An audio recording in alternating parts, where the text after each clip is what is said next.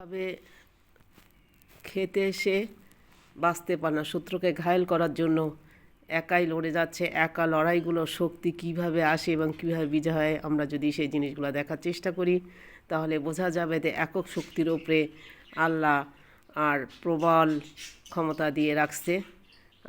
ও বেঁচে গেল, এও বেঁচে গেল, কিন্তু বেঁচে থাকলেও কোনো না কোনোভাবেই যদি আয়ু থাকে সে বেঁচে যাবে। তার প্রমাণ দেখুন, কতভাবে বিপদ থেকে সে বেঁচে যাচ্ছে। এর পরেও যদি তার আয়ু না থাকে সে বাঁচতে পারবে না।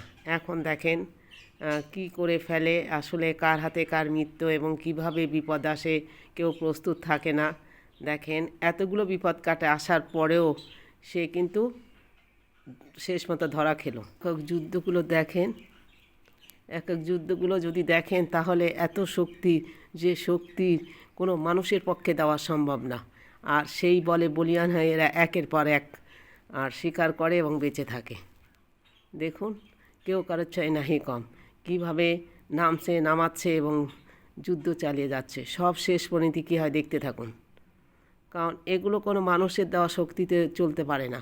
এই শক্তিগুলো সব হচ্ছে আল্লাহ তাআলার তরফ থেকে, এবং সৃষ্টি যে করেছে তাকেই দিয়ে দিয়েছে সে কীভাবে বাঁচবে, কীভাবে শক্তি প্রয়োগ করবে। তাই তো এদের মধ্যে এত যুদ্ধ, এত মারামারি পিটাপিটি, তারপরও টিকে থাকে। এটা কি ধরনের আক্রমণ দেখেন, আপনি এটাকে কি বলবেন? দেখা যাক কে জিতে কে হারে। শক্তি তো কারোর চেয়ে কেউ নাহি কম। হাতির বডিতে অনেক প্রাণীর ভয় পায়, আর সাপ তার সুরকে ধরে রাখে। কীভাবে মানুষ বিপদে পড়ে, এগুলো অবশ্যই কপালে লিখুন, নাহলে এভাবে কখনই সম্ভব না। তারপরও শেষ পরিণতি কী হবে এখন ভেবে দেখা দরকার, এবং এদের যুদ্ধ চলতে থাক। দেখুন কেউ কারো সারিতে ছাড়ে না, এভাবেই চলছে। আর এই চলার শেষ কথা সে জানতে গেলে অনেক লম্বা ভিডিও হবে, তো এই পর্যন্তই থাক। এটা সচরাচর আমরা জানি।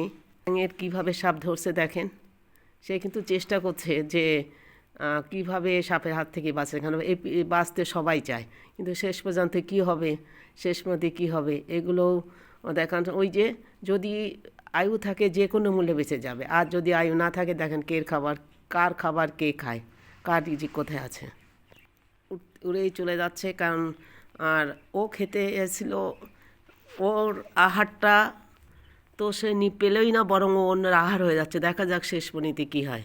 অন্যের আহার হয়ে গেল, এই জন্য বাঁচানোর মালিক আল্লাহ।